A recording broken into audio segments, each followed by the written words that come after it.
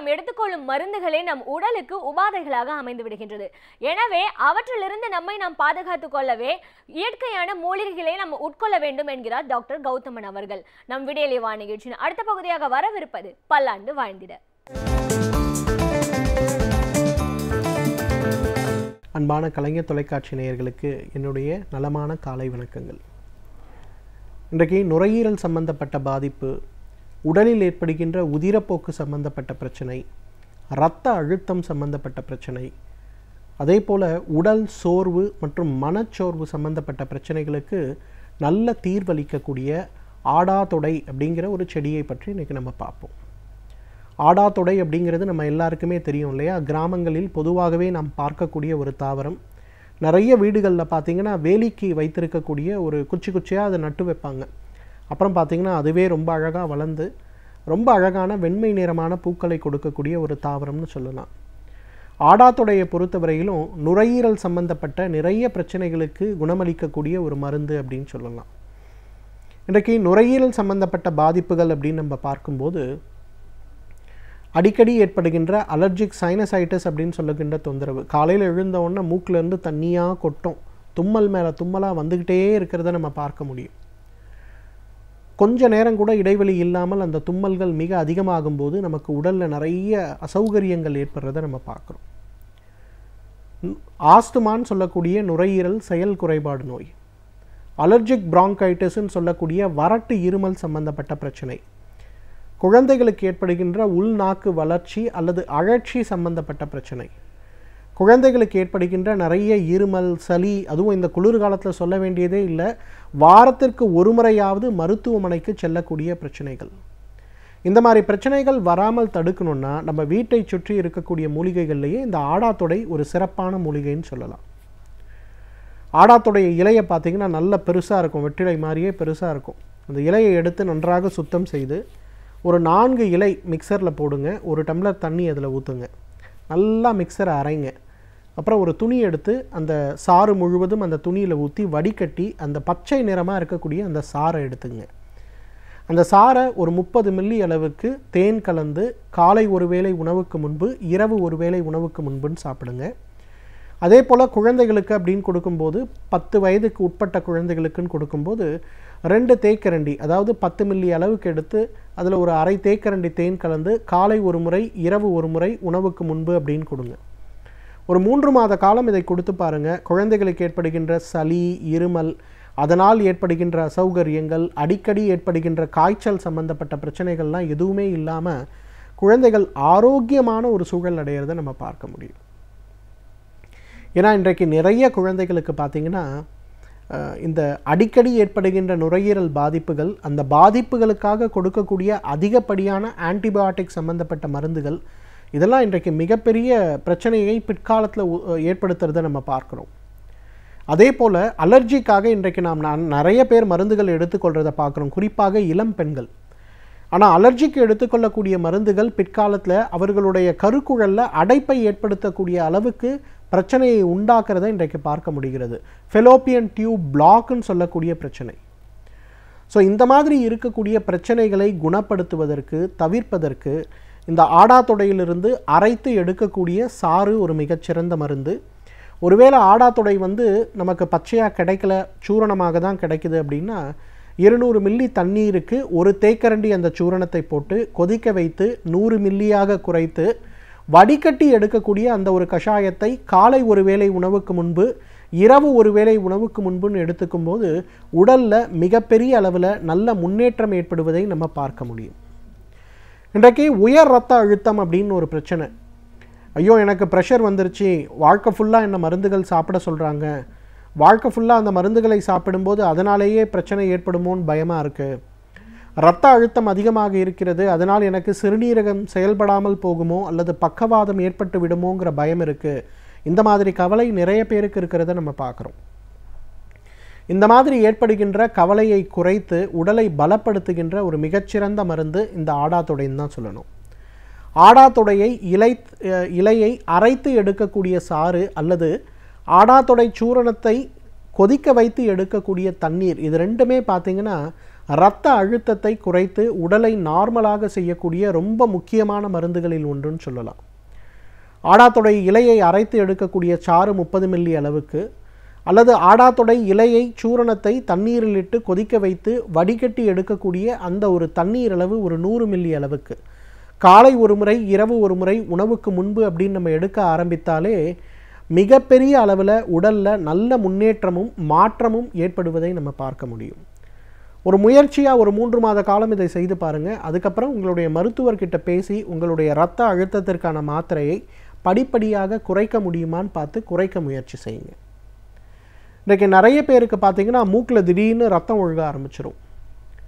கொஞ்சம் வெயில் அடித்தாலே ரத்தம் ஒழுக ஆரம்பிக்கும். இருமுனா அந்த சளியில் ரத்தம் வர ஆரம்பிக்கும். மூக்கிலிருந்து அச்சன் தும்மணுன்னா அந்த சளியில் வந்து பார்த்திங்கன்னா ரத்தம் லேசாக கோடு போட்ட மாதிரி வர ஆரம்பிக்கும். நிறைய பேருக்கு பார்த்திங்கன்னா இந்த உதிரப்போக்கு அப்படிங்கிறது மிகப்பெரிய ஒரு பிரச்சனையாக இருக்கிறத பார்க்குறோம். இந்த மாதிரி ஏற்படுகின்ற மூக்கில் ரத்தம் வடிகின்ற, அதே போல் நிறைய பெண்களுக்கு மாதவிலக்கு காலங்களில் ஏற்படுகின்ற உதிரப்போக்கு, சில பெண்களுக்கு பார்த்திங்கன்னா மாதவிலக்கு இல்லாத காலத்திலும் அதிகமாக அடிக்கடி இந்த உதிரப்போக்கு ஏற்படக்கூடிய பிரச்சனை நிறைய இருக்கிறத பார்க்குறோம். குறிப்பாக அடினோமயோசிஸ்ன்னு சொல்லக்கூடிய கருப்பை வீக்கம் ஏற்படக்கூடிய நேரங்கள்லாம் இது அதிகமாக இருக்கிறத பார்க்குறோம். இந்த மாதிரி ஏற்படுகின்ற உதிரப்போக்கு சம்பந்தப்பட்ட பிரச்சனைகளை குறைத்து இந்த பிரச்சனைகளை வேகமாக குணமாக்கக்கூடிய நல்ல மருந்து எதுன்னு கேட்டிங்கன்னா ஆடாத்தொடையிலிருந்து எடுக்கக்கூடிய சாறுன்னு தான் சொல்லணும்.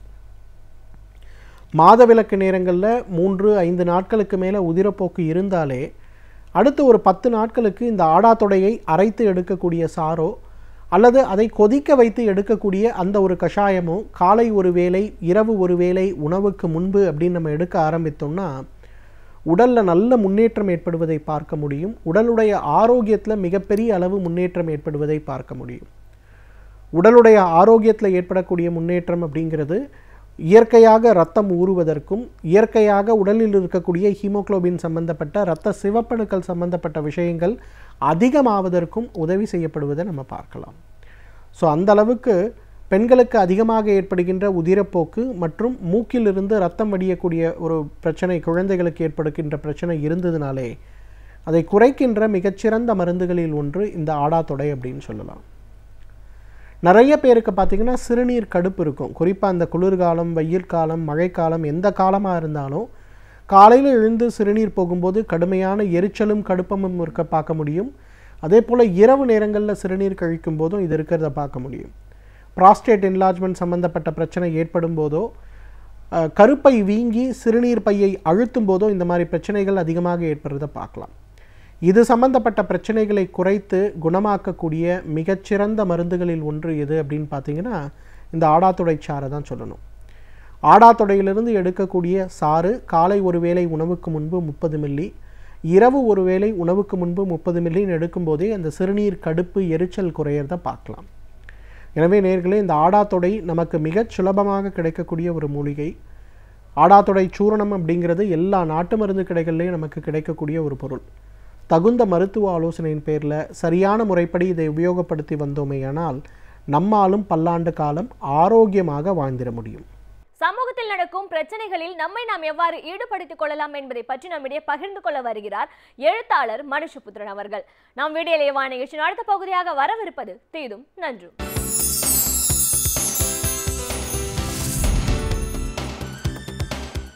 வணக்கம் நண்பர்களே, இன்னுமொரு இனிய காலை பொழுதில் தீதும் நன்றும் நிகழ்ச்சியில் உங்களை சந்திப்பதில் மிக்க மகிழ்ச்சி அடைகிறேன். நேற்று பாலியல் குற்றங்கள் தொடர்பான நீதிபதி எழுப்பிய ஒரு கேள்வியை ஒட்டி நாம் சில விஷயங்களை பேசினோம். அதில் மிக முக்கியமான ஒரு பரிமாணம், ஒரு பிரச்சனை என்பது பணியிடங்களில் பெண்களுக்கு எதிராக இழைக்கப்படக்கூடிய குற்றங்கள், பாலியல் குற்றங்கள் என்பது.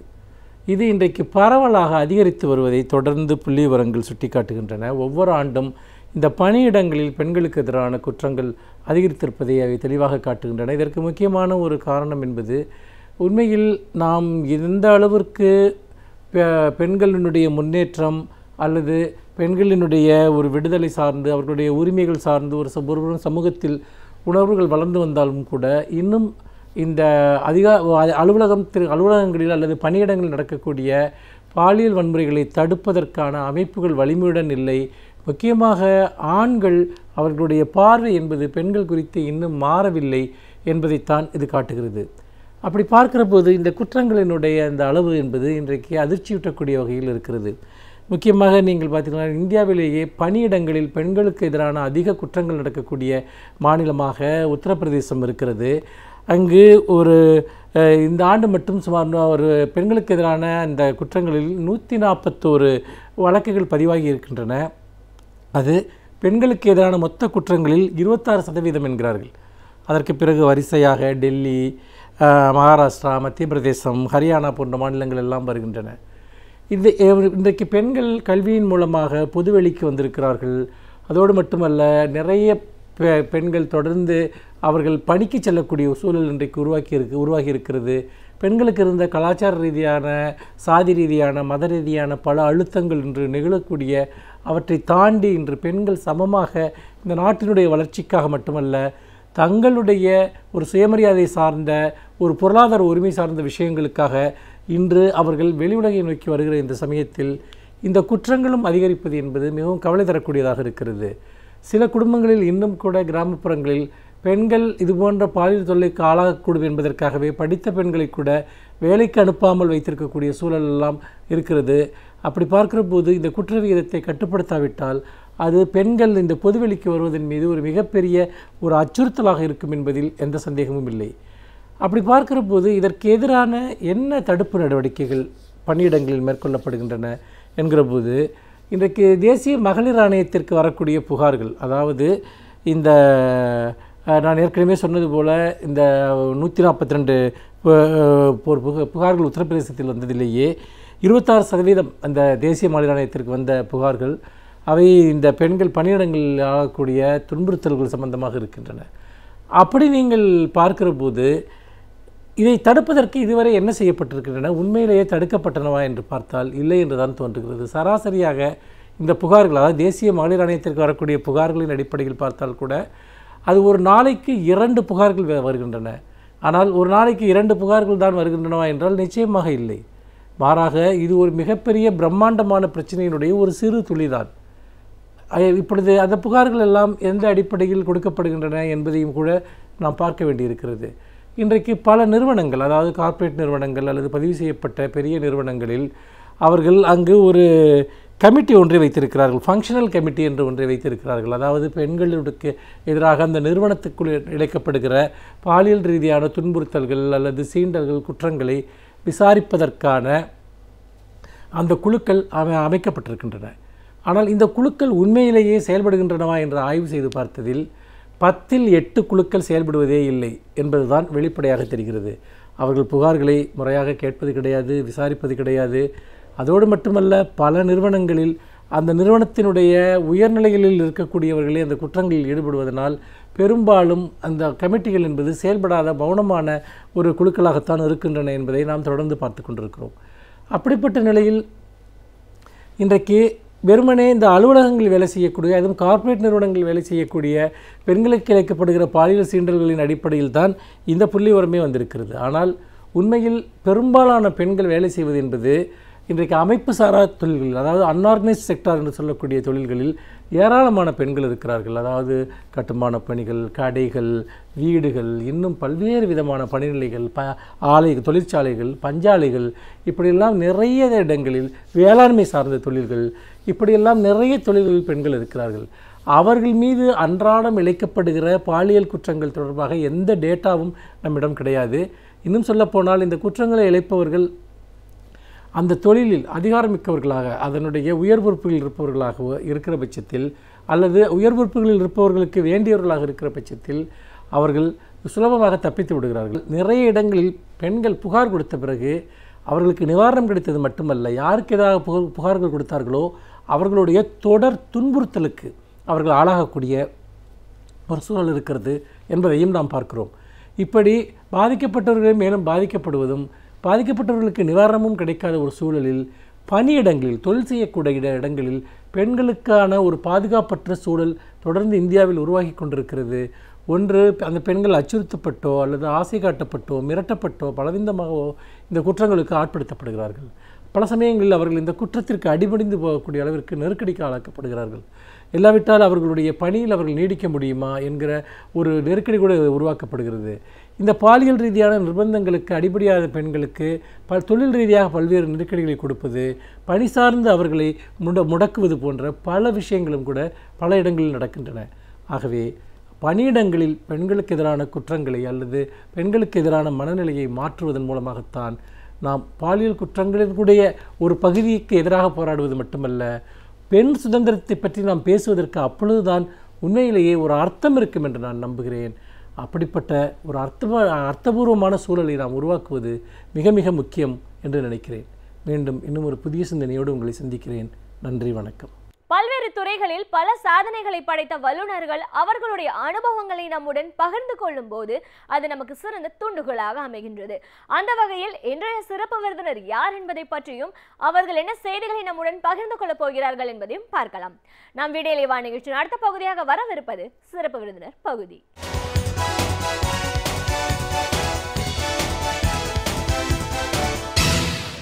வணக்கம் நேயர்களே, விடியலை வா நிகழ்ச்சியின் சிறப்பு விருந்தினருக்கான நேரம் இது.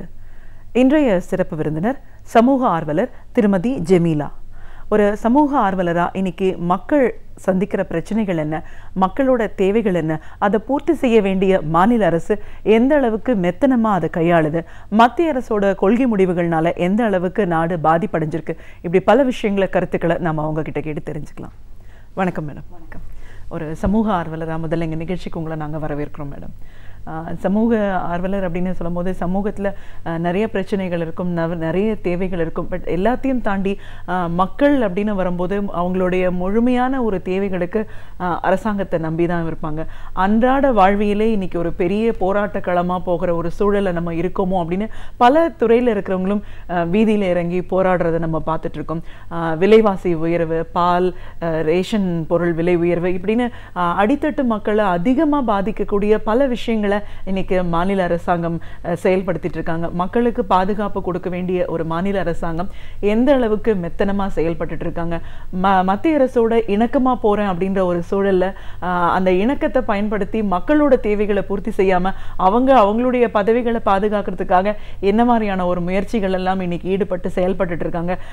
இந்த போக்கு எப்படி இருக்கு அப்படின்னு நிறைய விஷயங்களை இன்னைக்கு பேசணும் மேடம். பொதுவா ஒரு நாடு அப்படின்னு வரும்போது அந்த ஒரு டெமோக்ராட்டிக் கண்ட்ரியில் மக்களோட அடிப்படை தேவைகளை பூர்த்தி செய்யணும் அப்படின்னு சொல்லி அவங்க முறையிடுற இடம் அரசாங்கம். இன்னைக்கு தமிழ்நாட்டை பொறுத்த வரைக்கும் மாநில அரசாங்கத்தோட செயல்பாடுகள் எப்படி இருக்கு? தமிழகம் பேச்சளவில் தான் இருக்கு இன்னைக்கு அரசின் செயல்பாடுகள். ஏன்னா என்ன செஞ்சிருக்கிறாங்க இது வரைக்கும். முன்னாள் முதலமைச்சர் செல்வி ஜெயலலிதா இறந்ததுக்கு அப்புறம் எடுத்துக்கோமே, நம்ம ரொம்ப தூரம் கூட போக வேண்டாம். இந்த ஒரு வருட காலகட்டத்தில் மக்களுக்கான தேவைகள் இந்த அரசாங்கத்தால் என்ன செய்யப்பட்டிருக்கு? ஏதாவது ஒரு ஸ்கீம், ஒரு திட்டம் செயல்படுத்தி இருக்கிறோம், மக்களுக்கு தேவையான இந்த திட்டம் வந்திருக்கிறது என்று ஏதாவது ஒரு அறிவிப்பாவது வருகிறதா? அந்த முன்னாள் முதலமைச்சர் இருந்தபோதாவது எல்லாத்துலேயும் ஒரு அம்மா பேரை சேர்த்துப்பாங்க. அம்மா உப்பு, அம்மா சிமெண்ட், அம்மா பால், எல்லாம் அம்மா மயமாவது ஏதோ வெளியில தெரியவாது செஞ்சிச்சு ஏதோ திட்டத்தை அறிமுகப்படுத்துகிறார்கள் அப்படின்னு சொல்லிட்டு பல்வேறு திட்டங்கள் மத்திய அரசாங்கத்தின் திட்டத்திற்கு அம்மா என்ற பெயரை புகுத்தி இவர்கள் ஒரு திட்டத்தை அறிமுகம் செய்தார்கள். ஆனால் அந்த திட்டங்கள் எல்லாம் இப்பொழுது எப்படி இருக்கிறது? அதுல ஒரே ஒரு எக்ஸாம்பிள் நான் சொல்லணும்னு நினைக்கிறேன். இப்போ இருக்கக்கூடிய மக்களின் அடித்தட்டு மக்களின் தேவையாக இருக்கக்கூடிய உணவு, இந்த உணவுக்காக இந்த அம்மா உணவகங்கள் எல்லாம் ஆங்காங்கே திறக்கப்பட்டது. அம்மா உணவகத்தில் உண்மையிலே உணவு கிடைக்கிறதா? அதில் யார் பயன் பெறுகிறார்கள் என்பதெல்லாம் யோசிக்கும் பொழுது இது என்ன அரசாங்கம், ஏன் இப்படி இருக்கிறது அப்படின்னு நமக்கு ஒரு சமூகத்தின் மீது ஆர்வம் இருக்கக்கூடிய என் போன்றவர்களுக்கெல்லாம் மிகவும் வருத்தம் அளிக்கக்கூடிய ஒரு விஷயத்தில் தான் நடக்குது. முக்கியமாக பார்த்தா இந்த ஆளும் கட்சியின் செயல்பாடு என்ன செய்கிறாங்க? அவங்க மாற்றி மாற்றி பதவிக்காக போட்டி நடந்து கொண்டு இருந்தது. இவர் மாற்றி அவர் முதலமைச்சர் யார் இந்த அரியணையில் உட்கார போவது, இதற்காக மரியாதைக்குரிய முன்னாள் முதலமைச்சருடைய சமாதியின் முன்னாடி உட்கார்ந்து தியானம் பண்ணது, இப்படிப்பட்ட விஷயங்கள் தான் நடந்தது. அதிகப்படியாக பாதிக்கப்பட்ட அடித்தட்டு மக்களாக இருக்கக்கூடிய மீனவ மக்கள் கன்னியாகுமரி மாவட்டத்தில் பெருமளவு பாதிப்பு, ஆயிரக்கணக்கான மக்களை காணவில்லை என்று சொல்லும் பொழுது கூட ஒரு முதலமைச்சராக இருக்கக்கூடியவர் என்னங்க செஞ்சிருக்கணும்? முதல்ல போய் மக்களுடைய பிரச்சனையை வந்து பார்க்கணும். கண்ணால கூட பார்க்கல. அந்த அம்மா இருக்கும்போது ஒரு ஹெலிகாப்டர்ல போய் பார்த்தாங்கன்னா அது சொல்லுவாங்க, இது அது கூட நடக்கவே இல்லை.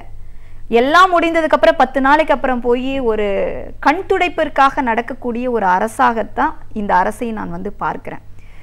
குறிப்பா சொல்லணும்னா, அடுத்த விஷயமா சொல்லணும்னா, இந்த ஆரோக்கியத்தை பற்றிய விஷயம், சுகாதாரம் எப்படி இருக்கிறது, சுகாதாரம் எவ்வளவு மோசமான ஒரு நிலையில் நம் தமிழகம் இருந்தது என்பதற்கு இந்த டெங்கு பாதிப்பை நம்ம சொல்லலாம். டெங்குக்கான நடவடிக்கை இவர்கள் என்ன செஞ்சாங்க? இன்று எங்க பார்த்தாலும் கொசு.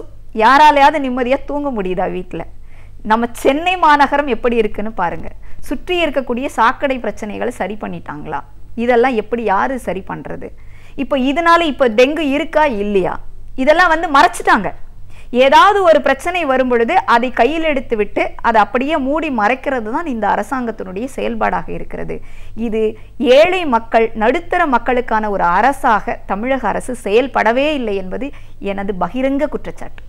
மக்களுக்கான பிரச்சனைகள், அதற்கான விஷயங்களில் மாநில அரசு ஈடுபடலை அப்படின்னும் போது அதில் முக்கியமாக நம்ம சொல்ல வேண்டியது உணவு பாதுகாப்பு சட்டம். இதில் வந்து போன அரசு ஜெயலலிதா அவர்கள் இருந்த வரைக்கும் கூட அதில் கையெழுத்து போடாமல் இருந்த ஒரு சூழலில் மத்திய அரசோட இணக்கமாக போன மாநில அரசாங்கம் இதில் கையெழுத்திட்டதன் மூலமாக இனிமேல் ரேஷன் கடைகளே தேவையில்லையோ, இருக்குமோ இருக்காதோங்கிற ஒரு சூழலுக்கு போகிற நிலைமையை நம்ம பார்க்குறோம். மண்ணெண்ணெய் விலை உயர்வு, சர்க்கரை விலை உயர்வு, அப்படி சாமானிய மக்கள், அடித்தட்டு மக்கள் அன்றாடம் பயன்படுத்தக்கூடிய ரேஷன் பொருட்கள் இனி கிடைக்காத ஒரு சூழல் அப்படின்னு வரும்போது இந்த மாநில அரசாங்கம் யாருக்காக செயல்படுது அப்படின்ற ஒரு கேள்வி வருது இல்லைங்களா? கண்டிப்பா. அந்த அரிசி வந்து ரொம்ப முக்கியன்றனால தான் இலவசமாக விலையில்லா அரிசின்னு சொல்லிட்டு அறிமுகப்படுத்தினாங்க. இன்றைக்கு அந்த விலையில்லா அரிசியினுடைய நிலைமை எப்படி இருக்கிறது? பிலோ பாவர்ட்டி லைன் தான் அப்படின்னு சொன்னால் எத்தனை பேரை இவங்க சரியான கணக்கெடுப்பு எடுத்து வச்சிருக்கிறாங்க? உண்மையிலேயே பிலோ பாவர்ட்டி லைனில் இருக்கிறவங்க இவங்க சொல்கிற அளவில் தான் இருக்கிறாங்களா? உண்மையாகவே ரேஷன் கார்டு கொடுத்துருக்குறாங்க. இப்போ ஸ்மார்ட் கார்டெல்லாம் இன்ட்ரடியூஸ் பண்ணுறாங்க. இந்த ஸ்மார்ட் கார்டில் நிறைய அவலங்கள் நம்மளே பார்த்தோம்.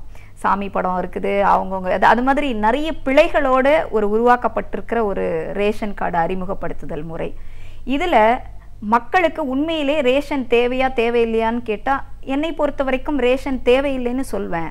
ஆனால் எப்படிப்பட்ட சூழ்நிலையில் இந்த தமிழகத்தை எப்படி நீங்கள் உருவாக்கி விட்டதற்கு அப்புறம் நீங்கள் அந்த மாதிரியான உணவு பாதுகாப்பு திட்டத்துக்கெல்லாம் போகணும் இல்லைங்களா? இன்னைக்கு அடிப்படையாக தேவைப்படக்கூடிய மக்களுக்கு 20 கிலோ அரிசி, அந்த இலவச அரிசி வச்சு சாப்பிட்டுட்டு இருக்கிறாங்க அப்படின்ற ஒரு சூழலை சொல்லும் பொழுது நாம் எப்படிப்பட்ட வறுமை நிலையில் இருக்கிறோம்? அந்த வறுமை நிலையில் இருக்கும் பொழுது இருக்கிற ரேஷனையும் நம்ம எடுத்துட்டோம்னா அந்த மக்களுடைய நிலை என்ன, வாழ்வாதாரம் என்ன? அவங்களுக்கு சாப்பாடு சரியாக கொடுக்கறது இல்லை, தண்ணி கொடுக்கறது கிடையாது, உடல் ஆரோக்கியத்திற்கு தேவையான நல்ல மருத்துவமனைகள் கொடுக்கறது இல்லை, கல்வி கொடுக்கறது இல்லை. இப்படிப்பட்ட மக்கள் அன்றாடம் பிழைப்பதற்கு, வாழ்வதற்கே கஷ்டப்பட்டு கொண்டிருக்கக்கூடிய சூழ்நிலையில் 2000, 4000, 6000, 8000 சொல்லிட்டு ஆளாளுக்கு ஒரு கட்சி வந்து அந்த பணத்தை கொடுத்து ஓட்டு வாங்கணும்னு நினைக்கிறதற்கான ஒரு சூழலை வைத்திருக்கிறாங்க பார்த்தீங்களா? இதுதான் உண்மையிலேயே இப்பொழுது இது மக்களாட்சியை அழித்து விட போகிறது. இந்த ஏழ்மை நிலையும் மக்களை அதே பாவர்ட்டி லைனில் வச்சிருக்கிறதுன்னு நான் நினைக்கிறேன்.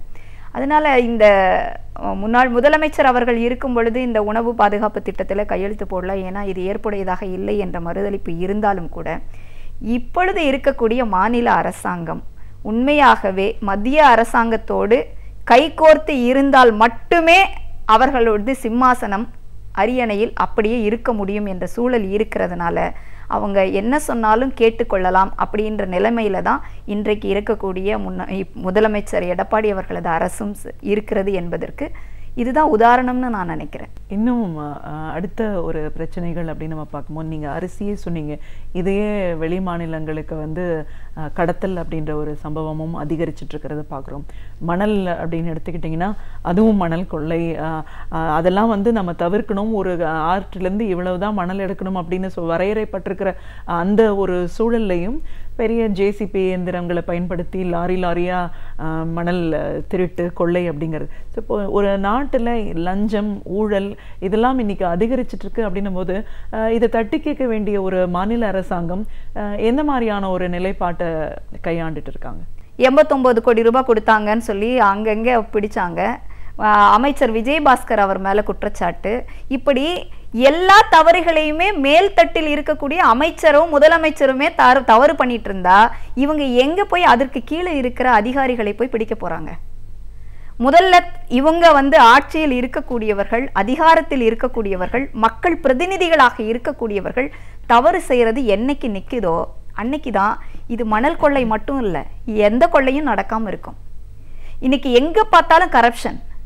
ஒரு அரசாங்க ஒரு அலுவலகத்திலோ இல்ல மருத்துவமனையிலோ எங்கேயும் போய் ஒரு காரியத்தை சாதிக்கணும் அப்படின்னு நினைச்சா, தனக்கு ஒரு சர்வீஸ் வேணும்னு நினைச்சா எல்லா இடத்துலயும் லஞ்சம் கொடுக்க வேண்டியது இருக்கு. அந்த லஞ்சம் கொடுக்க மாட்டேன்னு சொல்லி நீங்க புகார் அளிக்கணும்னா யார்கிட்ட புகார் கொடுக்கணும்?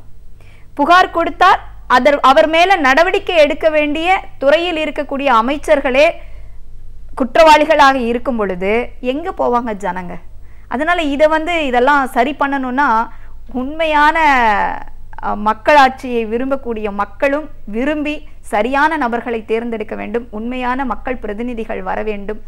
உண்மையான அதிகாரத்தில் இருக்கிறவர்கள் என்னைக்கு நேர்மைக்கும் ஊழலுக்கு எதிர்ப்பு தெரிவித்து நேர்மையான ஒரு அரசாங்கம் மட்டுமே வர வேண்டும் என்று நினைக்கக்கூடியவர்கள் ஆட்சியில் இருக்கிறார்களோ அன்றைக்குதான் மணல் கொள்ளை மட்டுமில்லை, எல்லா கொள்ளைகளையுமே சரி செய்ய முடியும். தமிழகத்து மக்கள் அதிகமாக சந்திச்சுட்டு இருக்கிற பிரச்சனைன்னு பார்த்தீங்கன்னா அதுவும் தாய்மார்கள் டாஸ்மாக் இதை ஒழிக்கணும் அப்படின்றாங்க. அதற்கான சில சட்டத்திட்டங்கள் கொண்டு வருவாங்க. இந்த இடத்துல இது இருக்கக்கூடாது அப்படின்னாலும் அதையும் தாண்டி இன்னைக்கு பள்ளிகள் பக்கத்துலேயும் மருத்துவமனைகள் பக்கத்துலேயும் டாஸ்மாக் கடைகள் உருவாயிட்டு இருக்கு. இதை எதிர்த்து குரல் கொடுக்கறதுக்காக வீதியில் இறங்கி போராடவும் இன்னைக்கு பெண்கள் துணிஞ்சிட்டு இருக்காங்க.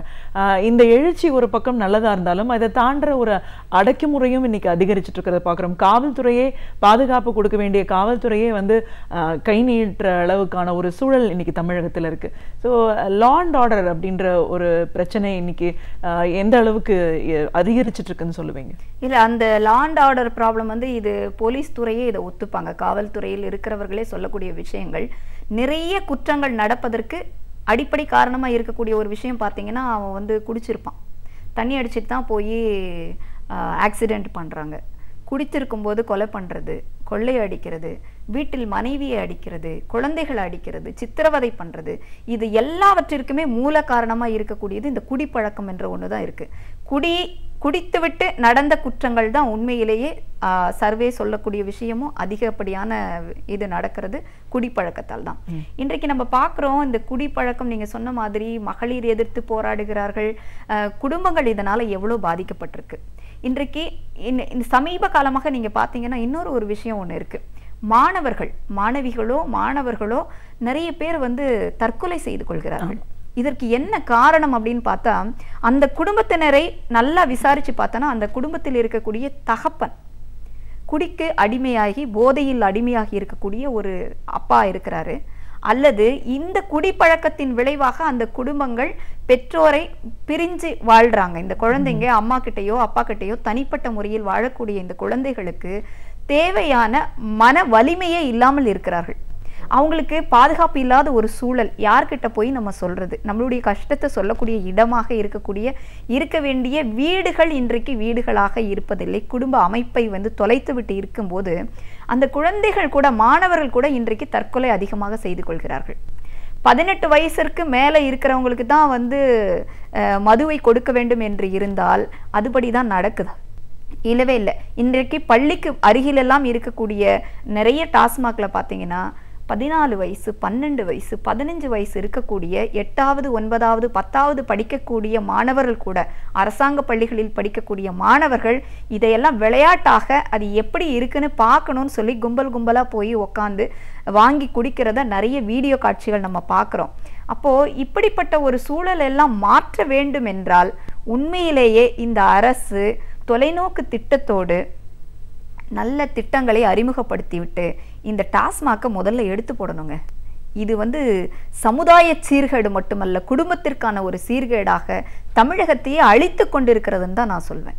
பெண்களுக்கான ஒரு பாதுகாப்பு அப்படின்னு வரும்போது நம்ம அன்றாடம் செய்தித்தாள்களையும் ஊடகங்களையும் பார்க்கக்கூடிய விஷயங்கள் வயது பெண்கள் தற்கொலை அப்படிங்கிறத பார்க்குறோம். இல்லைன்னா சின்ன குழந்தைகள் முதல் கொண்டு வன்கொடுமைக்கு ஆளாக்கப்படுற சம்பவங்களையும் நம்ம தொடர்ந்து பார்த்துட்டு இருக்கோம். நாட்டு மக்கள் அனைவருக்கும் பாதுகாப்பு கொடுக்க வேண்டியது அரசாங்கத்தின் கடமை அப்படின்னாலும் பெண்களுக்கு எதிரான குற்றங்கள் இன்னைக்கு அதிகரிச்சுட்டு இருக்கிற ஒரு போக்கு எதை நோக்கி நம்ம போயிட்டு இருக்கோம்னு சொல்லுது? பெண்களுக்கு எதிரான குற்றங்கள் மிக அதிகமாக இருக்கிறது. அதே சமயத்தில் நாங்கள்லாம் பார்க்குற ஒரு விஷயம் என்னன்னா மேடம், முன்னாடி எல்லாம் வந்து பெண்கள் வந்து வீட்டோடு இருந்தாங்க, வெளியில் அதிகமாக வர்றதில்லை. படிப்பதற்காகவோ இன்றைக்கு வேலைக்கோ வரக்கூடிய பெண்களின் அளவு ரொம்ப அதிகமாக இருக்கிறது. சமீபத்தில் ஒரு சர்வே ரிப்போர்ட் ஒன்று படித்தேன். அதில் பார்த்தா ஐடி ப்ரொஃபஷனலில் இருக்கக்கூடிய பெண்களுக்கு முன்பு எப்போதும் இல்லாத அளவுக்கு 3 கிட்டத்தட்ட 2 பங்கு பெண்கள் வந்து பாதிக்கப்படுகிறார்கள். இந்த பாலியல் ரீதியான பாதிப்புகள் எல்லாம் இருக்குது அப்படின்னு சொல்கிறாங்க. இதில் படித்த பெண்கள் தைரியமாக துணிச்சலாக வெளியில் வந்து சொல்லக்கூடிய பெண்களின் அளவு பார்த்தீங்கன்னா உண்மையாகவே அதிகரிக்கலனா அந்த விஷயத்தில் பார்க்கும்போது ரொம்ப கம்மியாக இருக்குது. என்ன நினைக்கிறாங்க, நமக்கு அடுத்த வாழ்க்கை எப்படி அமைய போகுதோ, இதை வந்து நம்ம வெளியில் சொல்லும்போது எப்படிப்பட்ட நிலை நமக்கு இருக்கும், நம்மளுடைய எதிர்காலம் பாதிக்கும் அப்படின்னு நினச்சிட்டு உண்மையாகவே படித்த பல பெண்கள் கூட வர்றதற்கு வந்து அச்சப்படுகிறார்கள். அதையும் மீறி காவல்துறையை போய் அணுகுனாங்கன்னா அவங்க மீண்டும் கேட்கக்கூடிய கேள்வி அந்த பெண்ணை தான் குற்றம் சொல்றாங்க. நீ ஏன் அதை செஞ்ச, நீ எதற்காக அந்த பையன்கிட்ட பழகின, உனக்கு அப்போ பழகும்போது தெரியலையா, அப்போ இப்படியெல்லாம் நடக்கத்தான் செய்யும் அப்படின்னு சொல்லி காவல்துறை கூட வந்து இந்த பெண்களுக்கு ஒரு பாதுகாப்பு கொடுக்கக்கூடிய ஒரு நிலையில் அப்படி இல்லாத போது நிறைய அதிகப்படியான குற்றங்கள் நடந்து கொண்டே தான் இருக்கிறது, அரங்கேறி கொண்டு தான் இருக்கிறது. இதனால் பெண்கள் வந்து பாதுகாப்பாக இருக்கிறாங்க. தமிழ்நாட்டில் நான் சமீபத்தில் கூட ஒரு விவாதத்தில் கலந்து கொள்ளும்போது பேசினாங்க, பெண்களுக்கு பாதுகாப்பு அதிகமாக இருக்குது அப்படிங்கிற மாதிரி நினைக்கிறாங்க. அதாவது குற்றம் வந்து பார்த்தா இந்தியாவை பொறுத்த வரைக்கும் தமிழகத்திலே இந்த மாநிலத்திலே நடக்கக்கூடிய குற்றங்கள் குறைவாக இருக்கிறது என்று சொல்கிறார்கள். ஆனால் எது குறைவாக இருக்கிறது என்று சொல்கிறாங்க, எத்தனையோ பெண்கள் வந்து வெளியவே சொல்ல மாட்டேங்கிறாங்க. அதெல்லாம் இவங்க மறந்துட்டு குற்றங்கள் குறைவாக இருக்கிறதுன்னு சொல்லி பார்க்குறாங்க. பெண்கள் அதிக அளவு இன்றைக்கு வெளியே வர வர குற்றங்கள் அதிகரித்து கொண்டு தான் போகிறது. அதற்கான தனி சட்டங்கள் எல்லாம் இருக்கணும். பர்டிகுலராக சொல்லணும்னா இப்போ வெளியில் பார்க்கும்போது தான் நடக்குதுன்ற குற்றத்தை விட இந்த சமூக வலைத்தளங்களில் நடக்கக்கூடிய குற்றங்கள் வந்து சொல்லி மாளாது. ஒரு பெண்ணா உங்களுக்கு கூட நீங்கள் கூட அனுபவிச்சிருப்பீங்க, நான் கூட அனுபவிக்கிறேன், நிறைய பார்க்குறேன். ஈவ் டீசிங் என்ற பேரில் வந்து அவங்க மேலே வந்து நடவடிக்கை எடுக்கப்பட்டு அவர்களை வந்து சிறை தண்டனை கொடுக்கப்பட்டு இந்த மாதிரியெல்லாம் பண்ணி தான் அந்த ஈவ் டீசிங் என்ற கலாச்சாரம் ஓரளவுக்கு கண்ட்ரோல் பண்ண முடிந்தது. அது மாதிரி இன்றைக்கு சமூக வலைத்தளங்களில் கண்ட மாதிரி வாய்க்கு வந்ததெல்லாம் அந்த பெண்ணை பற்றி, அந்த பெண்ணினுடைய உறுப்புகளை பற்றி, பெண்ணை பற்றி மிக மிக ஆபாசமாக கொச்சையாக எழுதக்கூடிய ஒரு சமுதாயம் இன்றைக்கு மிகவும் மோசமாக போயிருக்கிறது. இதை சைபர் கிரைம் என்ன பண்ணிட்டு இருக்கிறாங்க, சுத்தமாக அவங்க என்ன வேலை செய்கிறாங்கன்னே தெரியல. சைபர் கிரைம் இந்த மாதிரி நடக்கக்கூடிய விஷயங்கள், ஃபேக் ஐடி இருக்கிறத வந்து நீக்கிறதோ இல்லை இப்படியான ஒரு தவறுகள் நடக்கும் பொழுது எங்களை மாதிரி பெண்கள் வந்து பொது வாழ்க்கைக்கு வரும் பொழுது வெளியில் வரும்போது நாங்கள் வந்து இந்த மாதிரி நடக்குதுன்னு சொல்லி ஒரு கம்ப்ளைண்ட் பண்ணால் எங்களுடைய கம்ப்ளைண்ட்டே பரிசீலனைக்கு எடுத்துக்கொள்ளப்படுவதில்லை. அப்படி இருக்கும் பொழுது சாமானிய பெண்களுடைய நிலை என்ன? அப்போது இதெல்லாம் வந்து குற்றங்கள் குறைஞ்சிருக்குன்னு நான் சொல்லவே மாட்டேன். பல்வேறு வகையில் இப்பொழுது பறந்து விரிந்து அதிகரித்து கொண்டுதான் போகிறது. சட்டம் ஒழுங்கு இன்னும் சிறப்பாக இருக்க வேண்டும். இதை வச்சுட்டு இன்னும் 10 வருஷம்லாம் தள்ளிட்டு போக முடியாதுன்னு நினைக்கிறேன். ஏன்னா இப்போ இருக்கிற ஜென்ரேஷனே இப்படி இருக்கு. நம்மளுடைய பெண் குழந்தைகள் எப்படி வரப்போகிறார்கள், அவர்களுக்கான பாதுகாப்பு எப்படி இருக்கிறது அப்படின்றதெல்லாம் ரொம்ப பலமாக யோசிக்க வேண்டிய விஷயமா இருக்கு. தமிழ்நாடு பொறுத்த வரைக்கும் தமிழர்களுக்கென்ற ஒரு தனி பாரம்பரியம், அதை ஒரு கொள்கை, ஒரு கலாச்சாரம், திராவிடம் அப்படின்ற ஒரு விஷயத்தில் வந்து நம்ம அதிகமாக ஒரு வேரூன்றி இருக்கிறோம். பலவிதமான கலாச்சாரங்களை ஒருங்கிணைந்த ஒரு மாநிலமாக தமிழ்நாடு இருக்குது அப்படின்னு வரும்போது மத்திய அரசாங்கத்தோட இந்த யூனிகோடு எல்லா விஷயமும் எல்லோருக்கும் சமம் அப்படின்ற ஒரு கொள்கை ரீதியான வேறுபாடுகள் தமிழகத்தில் அதிகமாக இருக்குது. தமிழக அரசாங்கம் மத்திய அரசாங்கத்தோட இணக்கமாக போகிற சூழலில் நிறைய விஷயங்களை அவங்களுக்கு சாதகமாக பயன்படுத்துகிறாங்கன்னும் போது தமிழ்நாட்டோட எதிர்காலம் இன்னும் எப்படி இருக்கும் அப்படின்ற ஒரு பயம், ஒரு கேள்வியும் வருது இல்லைங்களா? மத்திய அரசாங்கம் வந்து நீங்கள் சொன்ன மாதிரி எல்லாமே சிங்கிள் கோடில் கொண்டு போகணும் அப்படின்னு அவங்க நினைக்கலாம். ஆனால் தமிழகத்தில் அதில் எடுபடுமா அப்படிங்கிறது வந்து கேள்விக்குறியாக தானே இருக்குது. அந்த மாதிரியான ஒரு சூழல் நமக்கு இதுவரைக்கும் நடக்கலை. திராவிடம் என்ற ஒரு விஷயத்துல தான் நம்ம ஊறி போய் இருக்கிறோம். கடந்த 50 ஆண்டு காலமாகவே அப்படி தான் இருக்கிறோம். மத்திய அரசாங்கம் வந்து என்ன ப்ரெஷரைஸ் பண்ணி கொண்டு வந்தாலும் கூட இங்கே இருக்கக்கூடிய மக்கள் அதை ஏற்கிறார்களா அப்படிங்கிறது வந்து யோசிக்க வேண்டிய விஷயம். ஏற்கிறாங்க அப்படின்னு சொல்லவே முடியல. ஏன்னா ஒவ்வொரு தேர்தல்கள் அதுக்கு வந்து நமக்கு உதாரணமாக சொல்ல முடியும். அதனால் நம்ம மொழி, நம்மளுடைய கலாச்சாரம், நம்மளுடைய மத நம்பிக்கை, வழிபாட்டு முறைகள் இதிலெல்லாம் மத்திய அரசுன்னு இல்லை, யார் நினைச்சாலும் அதில் ஒரு மாற்றத்தை கொண்டு வர முடியும்னு எனக்கு தோணலை. ஏன்னா எல்லாரும் இங்கே சகோதரர்களாக இருந்து பழகி இருக்கிறோம். நம்ம எல்லாரும் ஒன்று அப்படின்ற ஒரு எண்ணம் நம்ம எல்லார்கிட்டையும் இருக்குது. கலாச்சார ரீதியாக எல்லாரும் ஒரே மதத்தை சார்ந்தவர்களாக இருக்கிற மாதிரி பார்க்குறோம். எல்லா பல்வேறுபட்ட ஜாதிகள் இருக்கிறது. ஆனால் வந்து இங்கே வந்து நமக்குள்ள ஒரு ஒற்றுமையாக தானே இருக்கிறோம். பன்முகத்தன்மை இருந்தாலும் கூட அந்த ஒற்றுமை உணர்வு நம்மளுடைய தமிழகத்தில் இன்னும் வேரூன்றி தான் இருக்கிறது. அதை வந்து குலைப்பதற்கு அவ்வளோ எளிதில் முடியாது என்பது எனது கருத்து. மாநிலத்தில் பல பிரச்சனைகள், பல தரப்பட்ட மக்கள் ஒருங்கிணைந்து வாழ்கிறோம் அப்படின்னு சொல்லும்போது ஒரு ஸ்திரத்தன்மையற்ற ஒரு ஆட்சி இங்கே நடைபெறுது அப்படின்னும் போது மக்கள் எல்லா காலத்திலையும் இப்படியே இருக்க போகிறது இல்லை, ஒரு மாற்றத்தை எல்லோருமே எதிர்நோக்குறாங்க. ஸோ இந்த மாதிரியான ஒரு மாற்றம் வந்து எப்படி நிகழும், இது யாரால சரி செய்ய முடியும் அப்படின்னு நீங்கள் நினைக்கிறீங்க? இந்த மாற்றத்தை வந்து மக்கள் தான் கொண்டு வரணும். மக்கள் நினச்சாதான் அதை மாற்ற முடியும். மக்கள் வந்து இன்றைக்கு இருக்கக்கூடிய சூழல் நமக்கு போதும், இன்றைக்கி எனக்கு சாப்பாடு கிடச்சிருக்கு, இன்றைக்கி ட்ரெஸ் இருக்குது, துணி இருக்குது, இது போதும் அப்படின்னு அவங்க நினைக்காம தனது சந்ததி எதிர்காலம் எப்படி இருக்கணும் அப்படிங்கிறத கொஞ்சம் சிந்திக்க வேண்டும். எல்லாருக்குமே அந்த பொறுப்புணர்வு இருக்குன்னு நான் நினைக்கிறேன். ஏன்னா இது அரசியல்வாதிகளை மட்டுமே குறை சொல்லிட்டு இருந்தோன்னா இந்த மாற்றம் நடக்காது. மக்கள் நினைத்தா மாற்றலாம். இது மக்களாட்சி. இன்றைக்கு இந்த மக்கள் பிரதிநிதியாக இருக்கக்கூடிய எம்எல்ஏவை மாற்றணும்னு அவங்க நினைச்சா மாற்ற முடியும். அவங்க கையில் இருக்கு, பவர் அவங்க கையில் இருக்கு. ஆனால் அதை புரிஞ்சிக்காம மக்கள் வந்து இந்த இப்போ கிடைக்கக்கூடிய ஓட்டுக்கு கிடைக்கக்கூடிய காசுக்காகவோ பணத்திற்காகவோ தற்காலிகமாக நடக்கக்கூடிய ஒரு விஷயத்திற்காக தன்னை இழந்துட்டாங்க அப்படின்னு வச்சுக்கோங்களேன். இந்த சமுதாயத்தை எப்படி மாற்ற முடியும்? இவங்க மக்கள்கிட்ட இருக்கக்கூடிய பவரை அவங்க சரியான நேரத்தில் இந்த மாதிரி எலெக்ஷன் டைமில் அவங்க தன்னுடைய கோபத்தை காமிக்கணும்னு நான் நினைக்கிறேன்.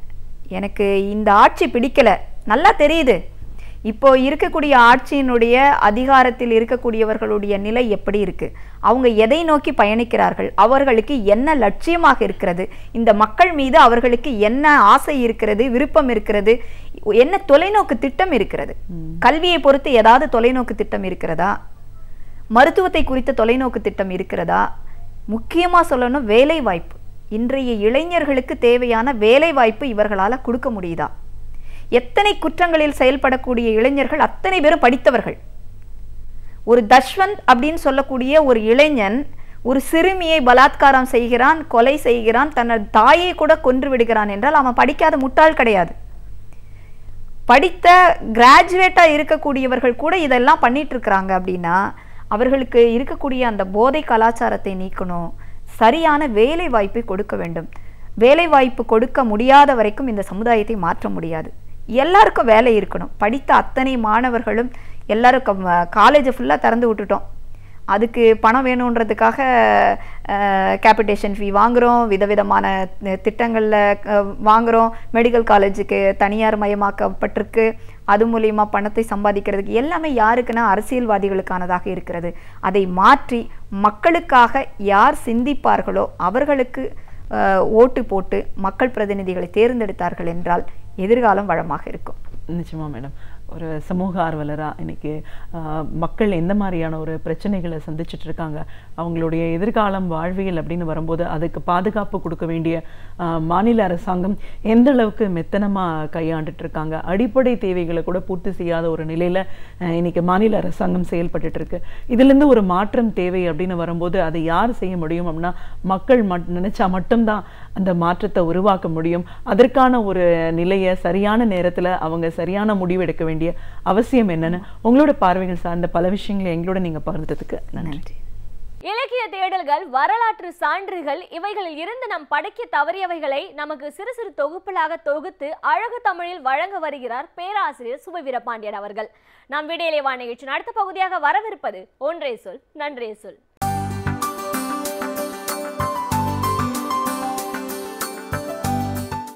அனைவருக்கும் என் அன்பு வணக்கம். கடந்த ஒரு வார காலமாக நீங்கள் நாள் இதழ், வார இதழ் விற்பனையாகிற கடைகளிலெல்லாம் கவனித்து பார்த்தால் பழிச்சென்று ஒரு புத்தகம் நம் கண்களுக்கு தெரியும், சனிப்பெயர்ச்சி பலன்கள். எல்லா கடைகளிலும் இன்றைக்கு அந்த சனிப்பெயர்ச்சி பலன்கள் என்னும் புத்தகங்கள் விரைந்து விற்பனையாகி கொண்டிருக்கின்றன. ஒவ்வொருவரும் தங்கள் ராசியிலிருந்து சனி பெயர்ந்து விட்டாரா அல்லது சனி தன்னை பற்றி விட்டாரா என்று ஒரு கவலையோடு பார்த்து கொண்டிருக்கிறார்கள். எனவே இந்த சனி பகவான் இந்த ராசியிலிருந்து அந்த ராசிக்கு பெயர்ந்து போகிறார் என்பது இன்றைக்கு உலகத்தில் வேறு எந்த நாட்டிலும் இல்லாத அளவுக்கு நம் நாட்டில் மட்டும்தான் கூடுதலாக பேசப்படுகிறது. சனி பகவான் என்று சொல்லுவதே இன்னமும் நாம் எத்தனை நூற்றாண்டு பின்தங்கி இருக்கிறோம் என்பதை காட்டுகிறது. அதனை அறிவியல் உலகம் கேஸ் ஜெயிண்ட் என்று கூறுகிறது. அது ஒரு வாயுக்களின் ராட்சதன். அது முழுக்க முழுக்க ஹைட்ரஜன் வாயுவால் ஆனது, கொஞ்சம் ஹீலியம் வாயுவும் இருக்கிறது. வெறும் வாயு கோளம். அதனை இன்னமும் நாம் பகவான் என்று சொல்லி கொண்டிருக்கிறோம். அப்படி சனி பகவான் ஒரு இடத்திலிருந்து இன்னொரு வீட்டுக்கு போய்விட்டார் என்று புத்தகங்கள் சொல்லுகின்றன, நாமும் பேசி கொண்டிருக்கிறோம். உண்மையில் சனி கோள் என்பது எங்கே இருக்கிறது, அதற்கும் பூமிக்கும் எவ்வளவு இடைவெளி, அது எப்படிப்பட்டது, நாம் அங்கே போய் சேருவதற்கு எத்தனை காலம் ஆகும் என்கிற அறிவியல் செய்திகள் சிலவற்றை பார்க்கலாம். அதற்கு முன்னால் ஒரு முக்கியமான செய்தி என்னவென்றால், இந்த சனி பெயர்ச்சி பற்றி எப்படி சொல்லப்படுகிறது, பஞ்சாங்கங்களின் அடிப்படையில் சொல்லப்படுகிறது. பஞ்சாங்கம் என்பது ஒரு பஞ்சாங்கம் இல்லை, இங்கே பல பஞ்சாங்கங்கள் இருக்கின்றன. அவற்றுள் 2 பஞ்சாங்கங்கள் கூடுதலாக வடக்கில் இருக்கின்றன.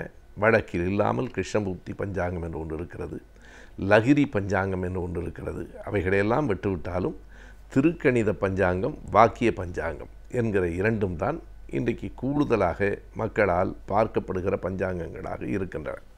இந்த 2 பஞ்சாங்கங்களுமே இந்த சனிப்பெயர்ச்சியில் வேறுபட்டு நிற்கின்றன.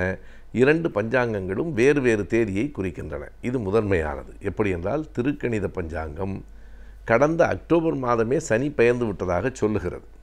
2017 அக்டோபரில் தொடங்கி 2020 ஜனவரி வரையில் அந்த சனியினுடைய இந்த காலகட்டம் என்று அது குறிப்பிடுகிறது. ஆனால் வாக்கிய பஞ்சாங்கம் டிசம்பர் 17ஆம் தேதி அந்த சனி பெயர்ந்து 2020 மார்ச் வரையில் அதே ராசியில் இருக்கிறது என்று சொல்லுகிறது. எனவே இந்த பக்கம் 2 மாதம், அந்த பக்கம் 2 மாதம், 2 பஞ்சாங்கங்களுக்கும் இடையில் வேறுபாடு இருக்கிறது. 2 மாதங்களுக்கு இடையில் என்று சொன்னால் ஒவ்வொரு நொடியும் ஜாதக பலன் குறைந்தது ஒவ்வொரு நிமிடத்திலும் மாறும், இல்லை என்றாலும் ஒவ்வொரு நாழிகையும் மாறும். 2 மாதத்துக்கு இடையில் எத்தனை மாற்றங்கள் நிகழ்ந்திருக்கும், இதில் எந்த பஞ்சாங்கத்தை நம்புவது என்பது ஒரு பெரிய கேள்வி. இதனை தாண்டி நாம் சனி என்கிற கோளை பற்றி உள்வாங்கி கொண்டால் பல செய்திகள் நமக்கு புரியும். சனி கிரகம்தான் அந்த சூரிய குடும்பத்திலேயே 2வது பெரிய கோள். சூரிய குடும்பத்தில் மிகப்பெரிய கோள் ஜூபிட்டர் என்று சொல்லப்படுகிற வியாழன், அதைத்தான் குரு என்றும் சொல்லுவார்கள். அதற்கு அடுத்த நிலையில் மிகப்பெரிய கோள் பரப்பளவில் என்று சொன்னால் அது இந்த சனிதான். இந்த சனியில் இன்னொரு வியப்பு என்ன என்றால், பூமியில் நின்று பார்க்கிற போது இரவில் நமக்கு ஒரே ஒரு நிலா தெரிகிறது. சனி கோளில் நின்று பார்த்தால் நின்று பார்க்க முடியாது, அது முழுக்க வாயுக்களால் ஆனது. ஒருவேளை ஒரு கற்பனையாக அதில் நின்று பார்த்தால் வானத்தில் 62 நிலாக்கள் தெரியும். வேறு எந்த கோளுக்கும் இல்லாத ஒன்று அந்த சனி கோளுக்கு உண்டு. 62 நிலாக்கள் அதனை சுற்றி இருக்கின்றன. அவை அனைத்தும் அதனுடைய துணைக்கோள்கள். இது ஒரு பக்கம் இருக்க, பூமிக்கும் சனி கிரகத்துக்கும் இடையில் எவ்வளவு தொலைவு? 1.2 பில்லியன் கிலோமீட்டர் என்று குறிப்பிடுகிறார்கள். அதாவது மைல் கணக்கிலிருந்து கிலோமீட்டர் வந்ததற்கு பிறகு 1.2 பில்லியன். இந்த 1.2 பில்லியன் என்பது கூட பூமியும் சனிக்கோளும் அருகில் இருக்கிற போது இருக்கிற தொலைவு தான். ஏனென்றால் 2மே சுழன்று கொண்டிருக்கின்றன. ஒருவேளை பூமி இங்கேயும் சனிக்கோள் அங்கேயும் இருந்தால் பல மடங்கு இந்த இடைவெளி இன்னமும் கூடும். மிக அருகில் இருக்கிற போதே 1.2 பில்லியன். இந்த பில்லியன் என்பது நாம் 1000, லட்சம், கோடி என்று சொல்லுகிறோம். மேலை நாட்டினர் 1000 வரைக்கும் அந்த எண்ணிக்கையை வைத்திருக்கிறார்கள். பிறகு லட்சம் இல்லை, மில்லியன், பில்லியன், ட்ரில்லியன் என்று தான் அவர்கள் கணக்கு சொல்வார்கள். மில்லியன் என்பது நம் கணக்கில் 10 லட்சம். 10 லட்சம் என்பது தான் 1 மில்லியன். அதுபோல பல மில்லியன் 100 மில்லியன் சேருகிற போது தான் 1 பில்லியன், 100 பில்லியன் சேர்ந்தால் 1 ட்ரில்லியன் என்று கணக்கு வருகிறது. எனவே இது ஏறத்தாழ நூற்றுக்கணக்கான கோடி கிலோமீட்டருக்கு அந்த பக்கம் சனி இருக்கிறது என்பதுதான். எத்தனையோ கோடி மைல்களுக்கு பிறகு 120 கோடி மைல்களுக்கு பிறகு அங்கே இருக்கிறது சனி கிரகம் என்றால், அங்கே இருக்கிற ஒரு கோள் அதனுடைய அந்த கதிர்கள் எப்படி பூமியை அடுத்தடுத்து உடனடியாக பாதிக்கும் என்பது ஒரு வினா. அது கூட இன்னொன்றையும் நாம் எண்ணி பார்க்க வேண்டும். கதிரவனினுடைய கதிர்கள் பூமிக்கு வந்து சேருவதற்கு எவ்வளவு நாளாகும் என்பதை நாம் அறிவோம். சூரியனுக்கும் பூமிக்கும் இருக்கிற தொலைவைப் போல பூமிக்கும் சனிக்கோளுக்கும் இருக்கிற தொலைவு 8 மடங்கு கூடுதலானது. எனவே சூரியனை விட 8 மடங்கு வெகு தொலைவில் பின்னால் இருக்கிற ஒரு கோள் தான் இந்த சனிக்கோள். பூமியிலே இருந்து சனிக்கோளுக்கு ஏவுகணைகள் அனுப்பப்பட்டிருக்கின்றன. அந்த முயற்சி முதலாக 1973 செப்டம்பரில் தொடங்கியது. அன்றைக்கு சென்ற அந்த ஏவுகணையினுடைய பெயர் பயோனியர் 11 என்பது. அது போய் சேருவதற்கு எவ்வளவு நாள் ஆயிற்று? சனிக்கோளுக்கு போகவில்லை, அதன் அருகில் போவதற்குத்தான் அதற்கே 6.5 ஆண்டுகள் ஆகின. அதற்கு பிறகு இன்றைக்கு காசினி ஸ்பேஸ் கிராஃப்ட் என்கிற ஒன்று 2004 போயிருக்கிறது. விரைவு கூடியிருக்கிறது. அப்படி விரைவெல்லாம் கூடியதற்கு பிறகும் 4.25 ஆண்டுகள் ஆகியிருக்கின்றன. நாம் பேச்சு வழக்கில் அவன் ராக்கெட் வேகத்தில் போகிறான் என்று சொல்லுவோம். ஏனென்றால் நம்மிடத்தில் இருக்கிற எல்லாவற்றிலும் விரைவானது ராக்கெட்டு தான். விமானத்தை விட ராக்கெட்டு தான் வேகமானது. அப்படி அந்த ராக்கெட்டு வேகத்தில் போனால் கூட ஏறத்தாழ 5 ஆண்டுகள் ஆகும் நாம் அந்த சனிக்கோளை சென்று அடைவதற்கு. இப்போது நாம் இன்னொரு கணக்குக்கு வரலாம். சனி பகவான் ஒவ்வொரு வீட்டிலும் 2.5 வருஷம் இருப்பார் ஒரு உத்தேசமாக என்று கணக்கு சொல்கிறார்கள். அந்த கணக்கு வேறொன்றுமல்ல. பூமி சூரியனை சுற்றி வருவதற்கு 365 நாள்கள் ஆகின்றன. அதை நாம் ஒரு ஆண்டு என்று சொல்கிறோம். அப்படி பூமியினுடைய கணக்கில் பார்த்தால் சனிக்கோள் ஒரு முறை சூரியனை சுற்றி வருவதற்கு ஏறத்தாழ 30 ஆண்டுகள் ஆகும். 29 ஆண்டுகள், 29.45, ஏறத்தாழ 30 ஆண்டுகள் ஆகும். 30 ஆண்டுகள் பூமியில் முடிகிற போதுதான் சனிக்கோளில் ஒரு ஆண்டு முடிந்திருக்கும்.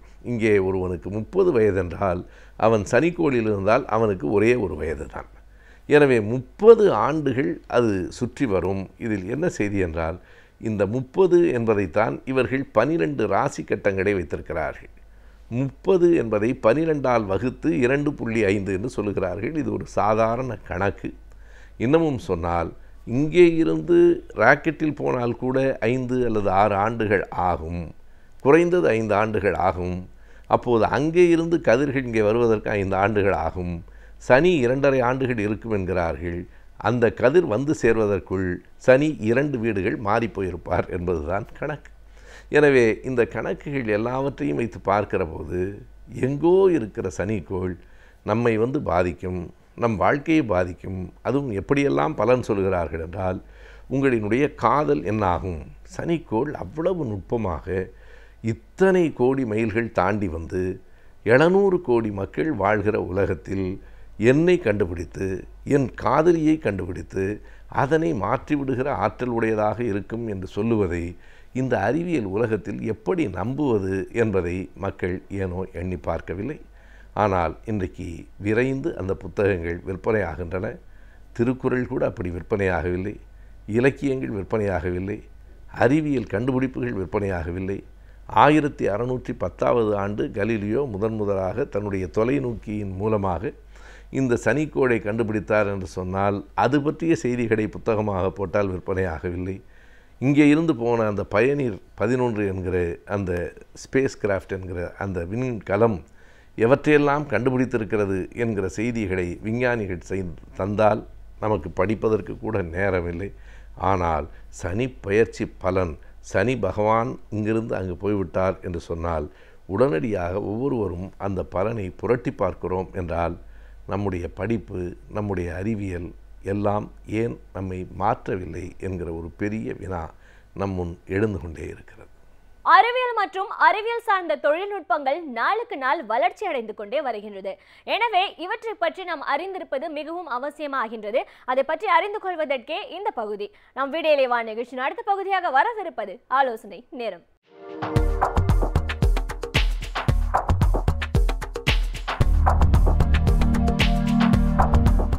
இனிய காலை வணக்கம் நேயர்களே. சயின்ஸ் அண்ட் டெக்னாலஜிங்கிற தொகுப்பில் கம்ப்யூட்டர் சயின்ஸ் அட்வான்ஸ்மெண்ட் அப்படிங்கிற பிரிவில் நம்ம இன்றைக்கி பார்க்க போகிற தலைப்பு cyber crime and cyber security, cyber குற்றங்களும் சைபர் பாதுகாப்புகளும். இப்போது டைப்ஸ் ஆஃப் க்ரைம்ஸ் என்னென்ன இருக்குது, இன்டர்நேஷ்னல் லெவலில் எப்படி அட்டாக் ஆகுது, இந்தியன் லெவலில் எப்படி அட்டாக் ஆகுது, இப்போ அதை எப்படி அவாய்ட் பண்ணலாம், என்னென்ன அவேர்னஸ் கோர்சஸ்லாம் பண்ணலாம், அதில் எல்லாமே இப்போ நம்ம இந்த பிரிவில் நாம் பார்க்க போகிறோம். இப்போது இன்டர்நெட் தான் எல்லாத்துக்குமே மூல காரணம். இன்டர்நெட்டில் நம்ம நிறைய பாசிட்டிவ் திங்ஸ் பண்ணலாம். But at the same time நெகட்டிவாகவும் நிறைய ஹேக்கர்ஸ் வந்து இன்டர்நெட் யூஸ் பண்ணி நெகட்டிவ் சைட் பண்ணுறாங்க. அது எந்த மாதிரி பண்ணுறாங்க அப்படின்னா, இப்போ நம்ம person against cyber crime against person, cyber crimes against government, cyber crime against industry, இந்த மாதிரி நிறைய பிரிவுகள் இருக்குது. இப்போ இந்த டைப்ஸ் ஆஃப் கிரைம்ஸ் அப்படின்னு எடுத்துக்கிட்டோம்னா, ஹேக்கிங் வந்து இன்னொருத்தர் ப்ரோக்ராமை எடுத்து இன்னொருத்தரோட இன்ஃபர்மேஷன்ஸ் எல்லாமே எடுத்து நம்ம ஹேக் பண்ணி அதை வேறு இடத்துல லீக் பண்ணுறது, அதான் ஃபஸ்ட்டு ஹேக்கிங். செகண்ட் பார்த்திங்கன்னா இட்ஸ் அ கிராக்கர்ஸ் வந்து ஒரு இதில் போட்டு ஃபிசிக்கலாக ஒரு செகண்டரி ஸ்டோரேஜோ, ஒரு ஸ்டோரேஜ் டிவைஸோ, ஒரு ஹார்ட் டிஸ்கோ, ஒரு யூஎஸ்பியோ டேமேஜ் பண்ணுறது கிராக்கர்ஸ். அதே மாதிரி ஸ்கிரிப்டிக்கல் ப்ரோக்ராமை வந்து நமக்கு ஒரு ஏதாவது ரேண்டம் நம்பர் ஜென்ரேஷன் பண்ணி அந்த ப்ரோக்ராம் ஒர்க் அவுட் பண்ணாமல் விடுறது. அன்எத்திக்கல் எம்ப்ளாயி, ஒரு கம்பெனிலேருந்து நமக்கு பிடிக்கல இன்னொரு கம்பெனிக்கு போகிறோம் அப்படின்னா இந்த கம்பெனியில் உள்ள இன்ஃபர்மேஷன்ஸ் எல்லாம் எடுத்து லீக் பண்ணுறது. சைபர் டெரரிஸ்ட், இது வந்து எக்ஸ்ட்ரீம் லெவல். நம்மளோட சைபர் டெரரிஸ்ட்னால் போய் கவர்மெண்ட்டுக்கே ஒரு அலர்ட் கொடுக்குறது, இது பண்ணலைன்னா நாங்கள் இந்த பயங்கரவாதம் பண்ணுவோம் அப்படின்னு ஒரு தீவிரவாத தாக்கல் பண்ணுறது. அது மாதிரி கார்ப்பரேட் ஸ்பை, அதாவது ப்ரைவசி அண்ட் கான்ஃபிடென்ஷியாலிட்டி, எல்லா கம்பெனியோட லீக் இன்ஃபர்மேஷன்ஸ் எடுத்து அனதர் கம்பெனிக்கு லீக் பண்ணுறது. ஸோ இதோட ட்ராக்கிங் பண்ணுறது, இதெல்லாம் டைப்ஸ் ஆஃப் க்ரைம். இது வந்து இன்டர்நேஷனல் லெவலில் எந்த அளவுக்கு அட்டாக் ஆகிருக்கு அப்படின்னு பார்த்தா, இப்போ லாஸ் ஏஞ்சல்ஸ்லாம் ஒரு டிராஃபிக் சிஸ்டத்தையே கொலாப்ஸ் பண்ணார் ஒருத்தர். அது 10 லேன் 8 லேன் இருந்தால் கூட ஒரு லேன்லேருந்து அடுத்த லேன் டைவர்ட் பண்ண மாட்டாங்க. பட் என்டையர் சிஸ்டம் கொலாப்ஸ் பண்ணி 4 நாள் ஆச்சு அதோட ரெக்கவர் பண்ணுறதுக்கு அவங்களுக்கு. இதே ஆஸ்திரேலியன் அட்டாக் வந்து 250 டன்னோ ஒரு வேஸ்டேஜை வந்து ஒரு ரிவரில் கலக்க வச்சாங்க. அது என்ன ரீசன் கேட்டால் வெரி சில்லி ரீசன். அவரோட அப்பாயின்மெண்ட், அதாவது எங்கெங்கே கம்பெனிக்கு போகிறாரோ அதெல்லாம் வந்து எங்கேயுமே ரிஜெக்ட் ஆகிருக்காரு. அதனால் ஒரு வெக்ஸ் ஆகி இப்படி பண்ணார். இதே இது North Korea, Sony entertainment complete சேனலை ஹைஜாக் பண்ணிவிட்டு அன்ரிலீஸ்டு மூவிலாம் வந்து அதில் போட்டாங்க. சைனீஸ் அட்டாக் வந்து பார்த்திங்கன்னா அந்த யூஎஸில் உள்ள அது கம்ப்ளீட்டாக அது இதெல்லாம் இருக்குது, டேட்டா பேஸ் இருக்குது, அதோட வெதர் ஃபோர்காஸ்டிங் இருக்குது, எல்லாமே கண்ட்ரோல் எடுத்துகிட்டு அதை மாற்றினாங்க. இப்போ இது காரில் வந்து யூஎஸ் இன்னொன்று பார்த்திங்கன்னா கார் இருக்குது, காரில் வந்து சிப் யூஸ் பண்ணுறாங்க. சிப்பு வந்து பாசிட்டிவ் தான். ஸோ அந்த பாசிட்டிவாக பண்ணுறதுக்கு வந்து அதே சிப்பை ஒரு இன்னொரு ஹேக்கர் கையில் கிடச்சாங்கன்னா இப்போ நம்மளோட பிரேக்கு, நம்மளோட ஆக்சிலேட்டரு, ஸ்பீடு எல்லாம் கம்ப்ளீட்டாக வந்து அவரோட ஹேக்கர் கையில் போச்சுன்னா ஏதாவது ஆக்சிடென்ட் ஆகிறதுக்கு அந்த மாதிரிலாம் பண்ணாங்க. போர்லாண்டில் வந்து ஏரோப்ளைன் ஹேக்கிங் கம்ப்ளீட்டாக எடுத்து ஏதோ ஒரு அடுத்த சிக்னல் கிடைக்காதுனா ஒரு இடத்துல இறக்கி விட்டாங்க. ராயல் பேங்க் ஆஃப் ஸ்காட்லாண்டில் வந்து ஒரு நம்பர் 1 பேங்க்கு, அதுலேயே பார்த்தீங்கன்னா 12 ஹவர்ஸ் அந்த ஏடிஎம்மில் அட்டாக் பண்ணால் எதுவும் ஒர்க் பண்ணாமல் விடுவாங்க. அது மாதிரி எம்பிஏ அப்ளிகேஷன் ட்ராக்கிங் ஒரு இது பண்ணி ஹார்வர்ட் யூனிவர்சிட்டிலே வந்து நிறைய பேர் அதனால் ரிஜெக்ட் பண்ணாங்க. ஸோ இப்போ நம்ம இந்தியா லெவலில் பார்த்திங்கன்னா இந்த அளவுக்கு பெரிய அளவு தாக்கம் கிடையாது. பட் பர்சன்ஸ் வைஸ் இப்போ ஒரு பர்சன் வந்து ஒரு சைபர் ப்ரொஃபைலிங் எல்லாமே போட்டுறாங்க. அதனால் அதுலேருந்து ஒரு பர்சன் மேலே பிடிக்கல, இல்லைன்னா ஒரு செக்ஷுவல் ஹராஸ்மெண்ட்ஸ் இந்த மாதிரிலாம் நிறைய நடந்துகிட்ருக்கு இந்தியாவில். இப்போ 25 கோடி மக்கள் வந்து இந்தியாவில் வந்து கம்ப்யூட்டர் யூஸ் பண்ணுறாங்க. அதில் வந்து 4.20 கோடி மக்கள் வந்து சைபர் கிரைம்னால் அஃபெக்ட் ஆகிறாங்க. அதாவது ஒரு ஆல்மோஸ்ட் ஒரு 5ல் ஒரு பகுதி வந்து ஆட்டோமேட்டிக்காக அதில் அஃபெக்ட் ஆகிறாங்க. பட் இன்னொரு புள்ளியில் என்ன சொல்லுதுன்னா 72,000 கம்ப்ளைண்ட்ஸ் வந்து 2004லேருந்து 2014 வரை 10 வருஷத்துக்கு கம்ப்ளைண்ட் புக் ஆகிருக்கு. அதனால் இப்போ ஆன் ஆவரேஜாக பார்த்திங்கன்னா 6,000 கம்ப்ளைண்ட் ஒரு வருஷத்துக்கு. பட் இன்னொரு சர்வே என்ன சொல்லுதுன்னா 14,000 கம்ப்ளைண்ட் வந்து ஒரு மாதத்துலேயே நடக்குது. ஸோ 14,000 கம்ப்ளைண்ட் ஒரு மாதத்தில் நடக்கும்போது 1,80,000 கம்ப்ளைண்ட் இருக்குது. அந்த நேரத்தில் 6,000 கம்ப்ளைண்ட் தான் நம்ம புக் பண்ணுறோம். ஸோ இதுக்கு என்னென்னா அவேர்னஸ் தேவை. ஸோ அது அவேர்னஸ் இருந்துச்சுன்னா இந்த மாதிரி கம்ப்ளைண்ட்லாம் ஈஸியாக புக் பண்ணிடுவோம். ஸோ நம்ம எஜுகேஷன் சிஸ்டமே முதல்ல கொஞ்சம் நிறைய மாற்றணும். இப்போ ஒரு சின்ன ஒரு கோர்சஸ் இருக்குன்னா ஒரு 100 நாள் ஒரு கோர்ஸ் பண்ணி அந்த ஹேக்கிங் கோர்ஸ் நடத்துவோம். பட் இதே இது யூஎஸ்லேயோ யூகேலேயோ பார்த்தீங்கன்னா 2 இயர்ஸ் நடத்துவாங்க. ஸோ என்ன கொஸ்டின் என்ன ஆன்சர் அது மட்டும் தான் இங்கே பண்ணுறோம், ப்ராக்டிக்கலாக யூஸ் பண்ண மாட்டோம். அதனால் மாற்றணும். சர்டிஃபைட் எத்திக்கல் ஹேக்கிங் அந்த மாதிரி கோர்சஸ்லாம் இருக்குது. இப்போ ஹேக்கர்ஸ் வந்து பார்த்திங்கன்னா நம்மளோட விட அவங்க நிறைய நாலேஜபிளாக இருப்பாங்க. இப்போ நம்ம ஒரு ப்ரோக்ராம் எழுதுகிறோம், அதை வந்து நம்மளோட ஐடியா, அந்த ஐடியாவை ஹேக் பண்ணி அது எப்படி ஒர்க் பண்ணாமல் இருக்கிறது அப்படிங்கிறத திங்க் பண்ணும்போது நம்ம இந்த மாதிரி கோர்சஸ்லாம் நிறைய பண்ணால் தான் அதோட லூப் ஹோல்ஸ்லாம் நமக்கு தெரியும். இப்போ பெங்களூரில் பார்த்தீங்கன்னா cyber crime first cyber crime police station இருக்குது. இப்போ மகளிர் காவல் நிலையம் இருக்கிற மாதிரி சைபர் கிரைம் போலீஸ் ஸ்டேஷன்ஸ் இருக்குது. அதுக்கப்புறம் ஒரு 4-5 இடத்துல தான் சைபர் கிரைம் போலீஸ் ஸ்டேஷன்ஸ் தனியாக இருக்குது. ஸோ இந்த மாதிரி தான் அதிகமாக கொண்டு வரணும். இப்போது நமக்கு விமன், இப்போ இன்றைக்கி வந்து பெண்கள் தினம், பெண்கள் நாட்டின் கண்கள் அப்படின்னு சொல்கிறோம். ஸோ இந்த விமன் வந்து நமக்கு நிறைய ஹராஸ்மெண்ட்ஸு, செக்ஸுவல் ஹராஸ்மெண்ட்ஸு, அந்த மாதிரி நிறைய குற்றங்கள் வந்து சைபர் குற்றங்கள் வந்து விமனுக்கு பெண்களுக்கு எதிர்மாக தான் நிறைய நடந்துகிட்ருக்கு. இப்போ அந்த இது வந்து சமூகத்தை நம்ம குற்றம் சொன்னாலுமே நம்ம பெண்களும் அதுக்கு, இப்போ நம்ம மக்களும் அதுக்கு ஒரு காரணம் தான். இப்போ பார்த்திங்கன்னா இப்போ ஃபேஸ்புக் ப்ரொஃபைல் இருக்குது, அதில் ஒரு டேட் ஆஃப் பர்த்து, நம்ம நேமு, நம்மளோட பேரண்ட்ஸ் நேமு, நம்மளோட பிரதர்ஸ் நேமு, சிஸ்டர்ஸ் நேமு, நம்ம எங்கே படித்தோம், யூஜி எங்கே பண்ணோம், பிஜி எங்கே பண்ணோம், எங்கே ஃபஸ்ட்டு எம்ப்ளாய்மெண்ட் பண்ணோம், நேற்று எங்கே போனோம், இன்றைக்கி எங்கே போனோம், நாளைக்கு எங்கே, இது எல்லா டீட்டெயில்ஸ் இருக்கும்போது ஒரு ஹேக்கர்ஸ் வரும்போது அவங்களுக்கு பெரிய பெரிய ரிசர்ச்லாம் பண்ண வேண்டிய அவசியமே இல்லை. ஆட்டோமேட்டிக்காகவே அவங்க ஈஸியாக அதில் வந்து ஒரு போனாங்களே நம்ம டீட்டெயில்ஸ் ஃபுல்லாக அது பண்ணி ஹேக் பண்ணுறதுக்கு சான்சஸ் இருக்குது. ஸோ இப்போ வந்து உமன்ஸ் வந்து கம்ப்ளைண்ட் கொடுக்கணும். இப்போ நிறைய கம்ப்ளைண்ட்ஸ், இப்போ முதல்ல சொன்ன மாதிரி 6000 கம்ப்ளைண்ட் தான் அங்கே வந்திருக்கு, ஆனால் 1,80,000 கம்ப்ளைண்ட் இருக்குது 1 இயருக்கு. அப்படிங்கும்போது நீங்கள் ஆட்டோமேட்டிக்காக வந்து கம்ப்ளைண்ட் நிறைய கொடுக்கணும். கம்ப்ளைண்ட் கொடுக்குறதுக்கு வந்து ஃபஸ்ட்டு போகாமல் இருக்கலாம். இப்போ கேர்ள்ஸ்னால ஃபஸ்ட்டு போகாமல் இருக்கலாம், பேரண்ட்ஸ் போய் ஃபஸ்ட்டு அதை ஃபோட்டோ எடுத்து பண்ணலாம். அந்த ஃபோட்டோ எடுத்து பண்ணும்போது கொடுத்துட்டு திரும்ப எப்போ தேவைப்படுதோ அப்போ போய் நீங்கள் அது பார்க்கலாம். ஸோ இப்போ நம்ம எப்படிலாம் அவாய்ட் பண்ணலாம் சைபர் செக்யூரிட்டி யூஸ் பண்ணி அப்படின்னு பார்க்கும்போது, இப்போ பார்த்திங்கன்னா இப்போ யூஎஸ்பி இருக்குது, நம்ம சிடி இருக்குது நிறைய. இப்போ யூஎஸ்பிலாம் பார்த்திங்கன்னா ஒரு 64 கிலோபைட் 120 கிலோபைட் சின்ன அதெல்லாம் எடுத்து எல்லா இன்ஃபர்மேஷன் எடுத்து நம்ம லாக்கர்லேயே போட்டு வைக்கலாம் அந்த யூஎஸ்பியை. அது மாதிரி நமக்கு வந்து கிரெடிட் கார்டு வந்து நமக்கு ஒரு சிவிவி நம்பர்னு கேட்பாங்க, அதெல்லாம் நம்ம அவாய்ட் பண்ணிடணும். அன்னெசரி. இப்போ ஒரு 4 பேர் இருக்கோம், 5,000 நம்பர் நம்ம ஹாய் சொல்ல மாட்டோம். பட் நம்ம ஃபேஸ்புக்கில் பார்த்தீங்கன்னா எல்லாருமே அந்த மியூச்சுவல் ஃபண்ட்ஸில் வந்து எல்லாருக்குமே நம்ம இன்ட்ரோடியூஸ் ஆகிட்டு இருக்கோம், அதெல்லாம் நம்ம அவாய்ட் பண்ணலாம். இப்போ அதே மாதிரி பாஸ்வேர்டு ரொம்ப ரொம்ப இம்பார்ட்டன்ட். இது பாஸ்வேர்டு தான். பாஸ்வேர்ட் செக்கிங் வந்து நம்ம இப்போ ஜெயபால் ராஜா என்னோட பேர், இப்போ ஒவ்வொன்றுக்கும் இப்போ ஜேங்கிற இடத்துல நம்ம ஒரு எக்ஸ்க்ளமேட்டரி மார்க்கு, இப்போ ஈங்கிற இடத்துல எக்ஸ்பிளண்ட் மார்க்கு, அது மாதிரி ஒய்ங்கிறது கொஷின் மார்க், இதை கொஷின் மார்க் கொடுக்கலாம். அது மாதிரி ஆர்ஏ அப்படியே வைக்கலாம். ஸோ ஒரு டாலர் போடலாம். ஸோ இதெல்லாம் காம்பினேஷன்ஸ் பண்ணி பார்த்தா அவங்களுக்கு பாஸ்வேர்ட் செக்கிங்கிறது யாருமே ஈஸியாக டேஸ்ட் அவுட் பண்ண முடியாது.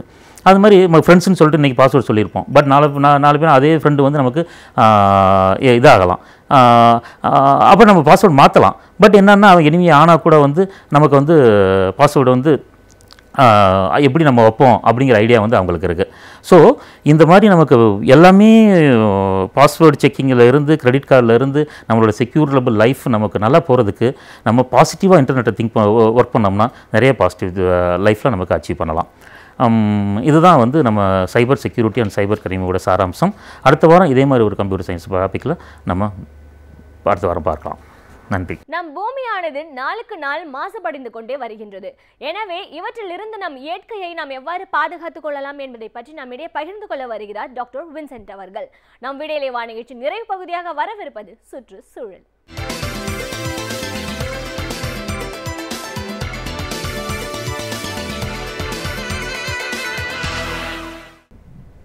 பொதுவாகவே இயற்கைக்கு அழகு சேர்ப்பது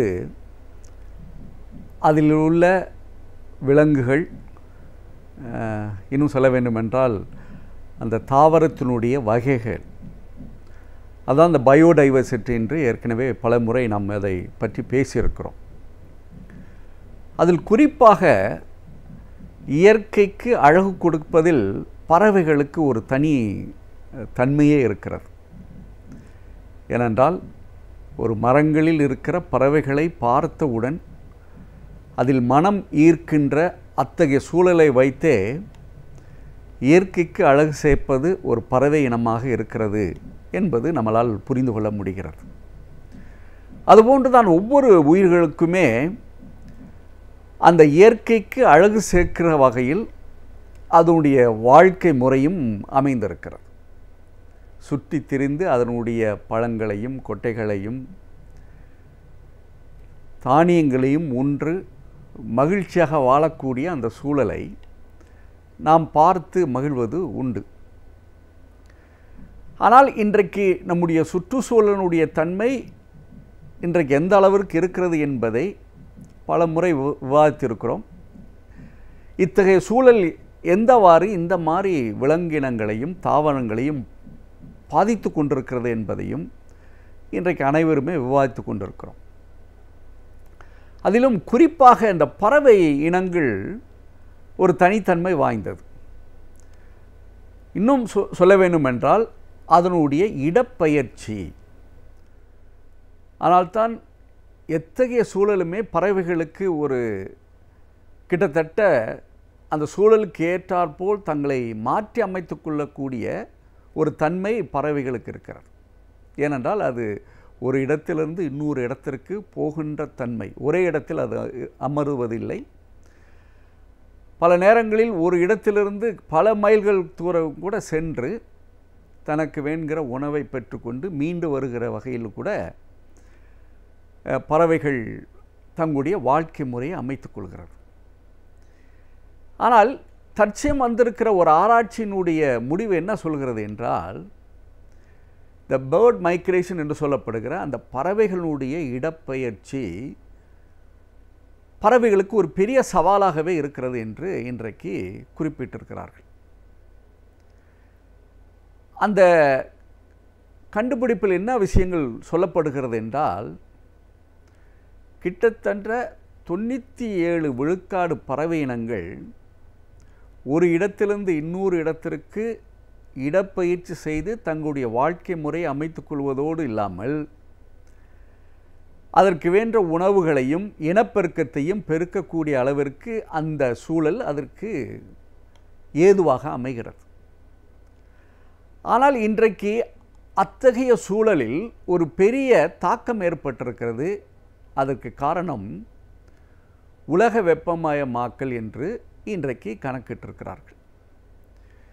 ஏற்கனவே உலக வெப்பமயமாக்கலினால் பல சூழல்கள் மாறி இருக்கிறது. நம்முடைய பூமியில் விவசாயம் பொய்த்து போகிறது, மழை வருகிற நேரத்தில் மழை வராமல் வெயிலடிக்கிற ஒரு காலகட்டமாகவும் இருக்கிறது, பனி அடிக்கின்ற நேரங்களில் மழை வரக்கூடிய ஒரு சூழல் இருக்கிறது. கிட்டத்தட்ட ஒட்டுமொத்தமாக ஒரு குழப்பமான சீதோசன நிலை மாறி வந்து கொண்டிருப்பதே இந்த உலக வெப்பமயமாக்கல் என்ற காரணினால் என்பது நாம் இன்று உணர்ந்திருப்பதோடு இல்லாமல், இது போன்ற இந்த பறவைகளுடைய இடப்பெயர்ச்சிக்கு இது ஒரு பெரிய சவாலாக மாறி இருக்கிறது என்பதுதான் அந்த கட்டுரையில் சொல்லப்பட்டிருக்கிறது. நான் ஏற்கனவே குறிப்பிட்டது போல அந்த பறவை இனங்கள் ஒரு இடத்திலிருந்து இன்னொரு இடத்திற்கு தங்களுடைய ரூட் மேப் என்று சொல்வார்களே, அவர் எங்கிருந்து எங்கே எப்போ செல்ல வேண்டும் என்ற ஒரு உத்தியை இயற்கையாகவே அது வைத்திருக்கிறது. அதனால்தான் ஆஸ்திரேலியாவிலிருந்து புறப்படுகிற ஒரு பறவை வேடந்தாங்களுக்கு வந்து சேர்வதற்கு கிட்டத்தட்ட எடுத்துக்கொள்கிற அந்த நாட்கள் தோராயமாக அதாகத்தான் இருக்கும். கிட்டத்தட்ட ஒரு 25 நாட்கள் அல்லது 30 நாட்களில் ஒரு இடத்திலிருந்து இன்னொரு இடத்திற்கு செல்கிற அந்த சூழலை எப்பொழுதுமே சீராகவே வைத்துக்கொள்ளும். ஆனால் இன்றைக்கு என்ன குறிப்பிடுகிறார்கள் என்றால், அத்தகைய பறவை இனங்கள் ஒரு இடத்திலிருந்து இன்னொரு இடத்திற்கு சில நேரங்களில் புறப்படுவதற்கு தாமதமாகிறது. அதே மாதிரி வேடந்தாங்கள் வந்து அடைவதற்கும் தாமதமாகிறது. அவ்வாறு தாமதமாக ஆவதனுடைய காரணமாக அதற்கு வேண்கின்ற சீதோசன நிலை கிடைப்பதில்லை, அதற்கு வேண்டிய உணவுகள் கிடைப்பதில்லை, தண்ணீர் கிடைப்பதில்லை. இன்னும் சொல்ல வேண்டும் என்றால், அது இனப்பெருக்கம் செய்வதற்கு ஏதுவாக முட்டையிடுகிற அந்த முறையிலும் மாற்றம் ஏற்பட்டதனுடைய காரணமாக ஒட்டுமொத்தமாக அதனுடைய இடப்பெயர்ச்சியினுடைய அந்த தன்மையை மாறி வருவதனால் இத்தகைய பறவை இனங்கள் அழிவை நோக்கி சென்று கொண்டிருக்கின்ற ஒரு அதிர்ச்சியான தகவல்கள் இன்றைக்கு அந்த கட்டுரையின் மூலம் நமக்கு தெரிகிறது.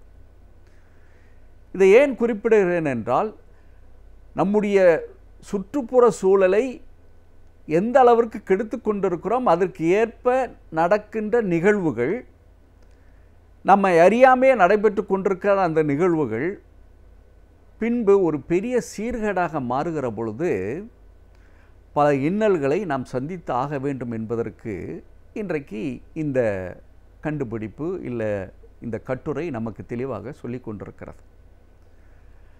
அதில் என்னென்ன விஷயங்கள் இதில் அந்த பறவைகளுடைய இடப்பெயர்ச்சியில் ஒரு பெரிய தாக்கத்தை ஏற்படுவது என்றால், ஒன்று அதனுடைய ஆரம்ப நிலை, அது வந்து அடைகிற அந்த நிலையில் ஏற்படுகிற ஒரு பெரிய தர்ம சங்கட்டம்.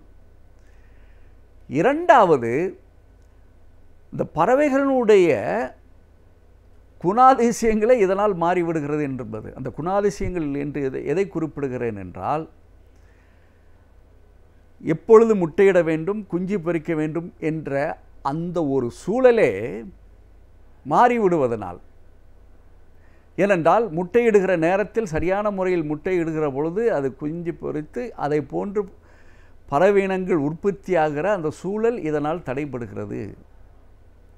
ஆனால் தான் இது போன்ற ஒரு பறவை அல்ல, பல பறவைகளுடைய சூழல் மாறிவிட்டால் அத்தகைய பறவை இனங்கள் அழிந்து விடுவதோடு இல்லாமல் ஈக்காலஜிக்கல் பேலன்ஸ் என்று சொல்வார்களே, சுற்றுச்சூழலில் ஏற்படுகிற அந்த சமன்பாடே ஒட்டுமொத்தமாக பாதிப்புக்கு உள்ளாகிறது என்பதை நாம் புரிந்து கொள்ள வேண்டும். ஏனென்றால் இந்த மாதிரி இடப்பெயர்ச்சி செய்கிற பொழுது ஏற்படுகிற அந்த மாற்றங்கள் எந்த அளவிற்கு ஒரு முக்கியமாக இருக்கிறது என்பதை புரிந்து கொள்ள வேண்டும். அடுத்து இதனால் ஏற்படுகிற இன்னொரு முறை என்னவென்று கேட்டால், அந்த சீதோஷண நிலை மாறுவதனால் அதன் உடல் அமைப்பினுடைய தன்மையை மாறிவிடுகிறது. இன்னும் சொல்ல வேண்டும் என்றால், பல நோய்களை பெற்றுக்கொள்வதற்கு அது ஏதுவாக அமைந்து விடுகிறது. ஏன் ஒரு குறிப்பிட்ட சீதோஷ நிலையை அது தேர்ந்தெடுக்கிறது என்றால், அந்த நேரம் அது அருமையாக இருக்கும் என்பதற்காக இன்றைக்கி சொல்லப்படுகிறது. இதில் இன்னொரு விஷயம் என்னவென்று கேட்டால், பல பறவைகள் இந்த உலக வெப்பமயமாக்கலுடைய காரணமாக தெற்கு புறமாக இருப்பது வடக்கு புறமும், வடக்கு புறம் இருப்பது தெற்கு நோக்கியும் மாறி மாறி வருகிற அந்த சூழலுக்கு, ஒரு குழப்பமான சூழலுக்கு அது தள்ளப்படுகிறது என்றும் சொல்கிறார்கள். பொதுவாகவே பனிகாலத்தில் கிட்டத்தட்ட தெற்கு புறமிருந்து வடக்கு நோக்கி செல்கிற பறவைகள் ஒரு பெரிய குழப்பத்தினால், பெரிய மாற்றத்தோடு அது நின்று விடுவதனுடைய காரணமாக அந்த வருடத்தினுடைய அந்த இனப்பெருக்கம் செய்ய முடியாதனுடைய காரணமாக அந்த பறவை இனங்கள் அழிந்து விடுகிறது என்றெல்லாம் சொல்கிறார்கள். ஆனால் தான் இதையெல்லாம் வைத்து பார்க்கிற போது, ஒரு பறவை இனங்களை வைத்தே நாம் இன்றைக்கு நம்முடைய சுற்றுச்சூழல் எந்த அளவிற்கு மாறி வருகிறது, இந்த மாதிரி உலக வெப்பமயமாக்கலுக்கு காரணமாக இருப்பது சுற்றுச்சூழல் பிரச்சனைகள் என்பதையெல்லாம் இன்று நம்ம உணர்ந்திருக்கிற அதே நேரத்தில், பறவைகள் மட்டுமல்ல, பல விலங்கினங்கள் அழியாமல் நாம் பாதுகாப்பதற்கும் அது இயற்கையோடு வாழ்வதற்கு நாம் சிறிது உதவ வேண்டும் என்பதற்காகத்தான் இந்த தகவல்களை குறிப்பிடுகிறேன். ஆனால் நம்முடைய சுற்றுச்சூழலை தெளிவாக, சுத்தமாக, நம்முடைய சீதோஷ நிலையை பாதுகாக்கிற வகையில் அவற்றை சீர்படுத்த வேண்டியது நம்முடைய கடமை.